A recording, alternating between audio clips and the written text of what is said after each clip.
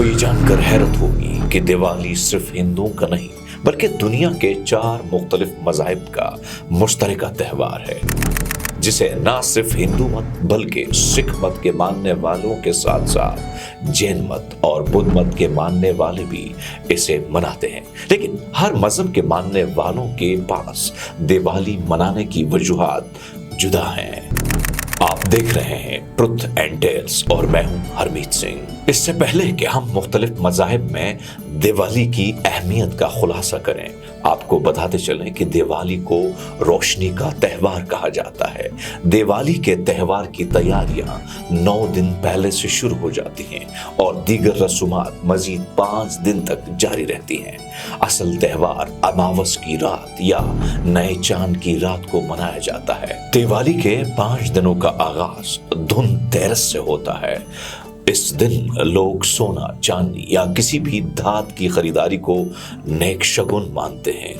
इस दिन लोग कोई ना कोई नई चीज जरूर खरीदते हैं। दूसरा दिन निर्ग चतुर्दश होता है। उस दिन की अहमियत रसूमात में से एक गुस्ल करना, आराम करना और सब्जियों के तेल से जिस्म की मालिश करना होता है। तीसरा दिन दिवाली का होता है, जो सबसे अहम और मरकजी दिन होता है। इस दिन चांद मुकम्मल तौर पर गरूब होता है और माहौल मामूल से ज्यादा तारीक पर चला जाता है। इसलिए बहुत से दिए जलाए जाते हैं और चिरागा किया जाता है। दिवाली के चौथे दिन के बारे में बहुत सी कहानियां हैं। कुछ लोग इसे मियाँ बीवी के दिन के नाम से जानते हैं और वो अक्सर एक दूसरे के लिए तोहफे तैयार करते हैं। दूसरे दिन बारिश के देवता इंद्र पर कृष्ण की फतेह को याद करते हैं और इसे मनाते हैं। दिवाली का 5वां या आखिरी दिन बहनों और भाइयों के जश्न का दिन है। इसे भैया दूज के नाम से जाना जाता है। बहनें अपने भाइयों और सरपरस्तों की खसूसी दुआ करती हैं। अब आते हैं मुख्तलिफ मज़ाहिब में दिवाली की तशरीह की जानिब। सिख मजहब की बात की जाए तो उसके पैरोकार 1619 में गुरु हरगोबिंद जब जेल से रिहाई पाते हैं तो उस मौके पर दिवाली मनाते हैं। गुरु हरगोबिंद जी रिहाई के पीछे एक मुकम्मल कहानी है जिसका जिक्र ना किया जाए तो पस मंजर जाने बगैर ये व्लॉग नामुकम्मल होगा। गुरु हरगोबिंद जी जो सिख धर्म के 6ठे गुरु थे, उन्होंने जुल्म के खिलाफ तलवार उठाई। मुगल बादशाहों के जुल्म के खिलाफ 4 जंगें लड़ी।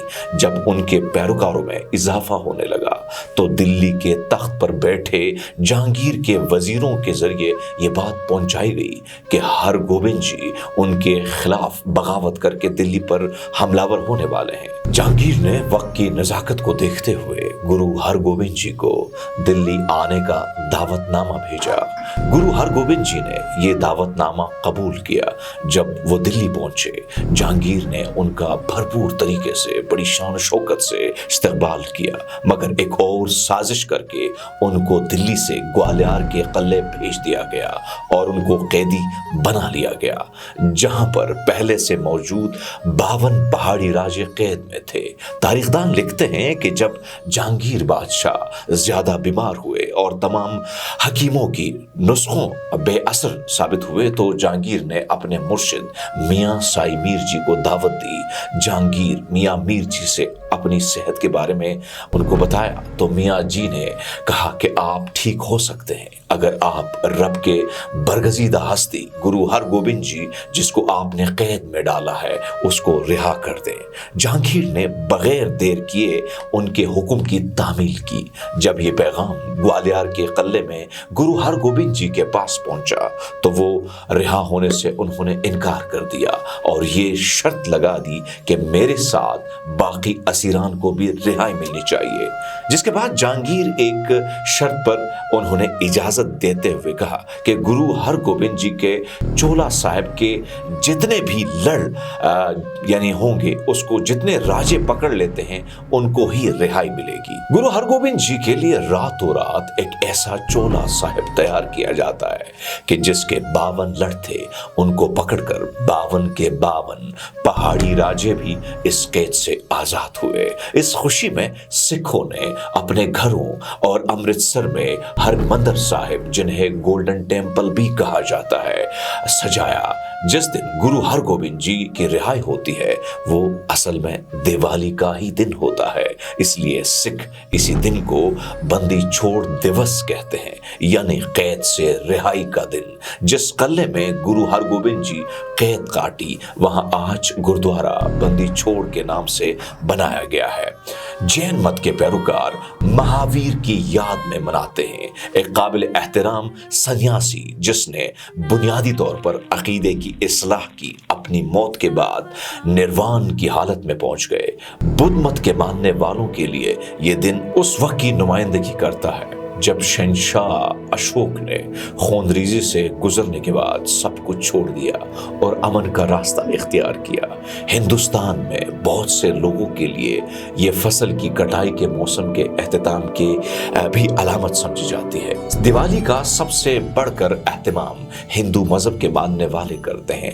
उनके मुताबिक ये जश्न और चिरागा इसलिए किया जाता है कि इसी दिन उनके भगवान राम, उनकी अहलिया सीता और उनके भाई लक्ष्मण 14 साल के वनवास यानी जंगल में जलावतनी और लंका के बादशाह रावण को शिकस्त देने के बाद अपने घर, अपने शहर अयोध्या वापस लौटते हैं।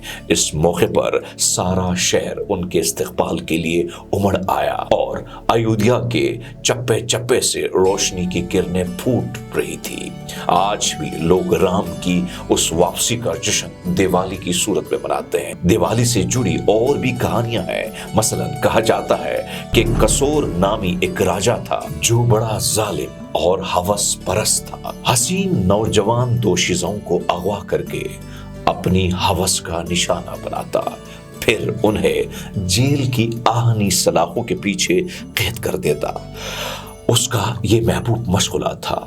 हिंदू मजहब के एक और देवता विष्णु ने भगवान कृष्ण का रूप धार कर दिवाली के दिन दुनिया को इस जालिम राजा से नजात दिलाई थी। दिवाली की बात करें तो भारत में दिवाली के आयाम में सरकारी तातील होती है। सरीनाम, मलेशिया, सिंगापुर और दीगर ममालिक में दिवाली का त्यौहार सरकारी तौर पर मनाया जाता है।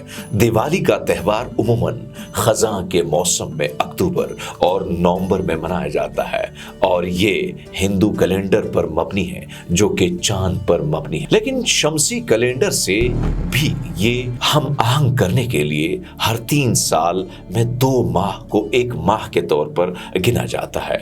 इस जश्न की तारीख हर साल मुख्तलिफ होती है। ये जश्न अब ज्यादा तो उसको एहतशाम से मनाया जाता है और तकरीबन 5 दिनों तक जारी रहता है, जिसमें हर रोज एक खास तकरीब होती है। शहरों में इसका खासा जोर होता है क्योंकि वहां माल व ज़र की ताकत भी होती है।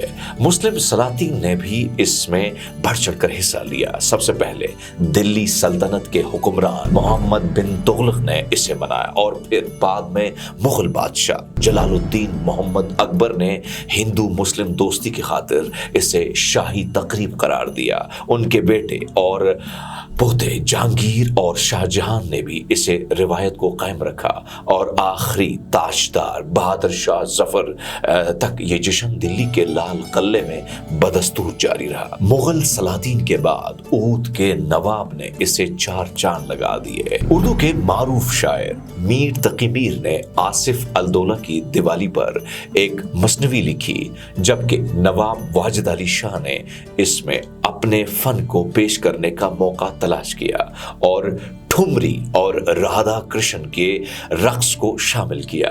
उर्दू शायरी में दिवाली पर बहुत सारी नज़में और अशार नजर आते हैं। एक शेर जो हर जगह नकल किया जाता है, आज की रात दिवाली है, दिए रोशन है, आज की रात ये लगता है परी आएगी।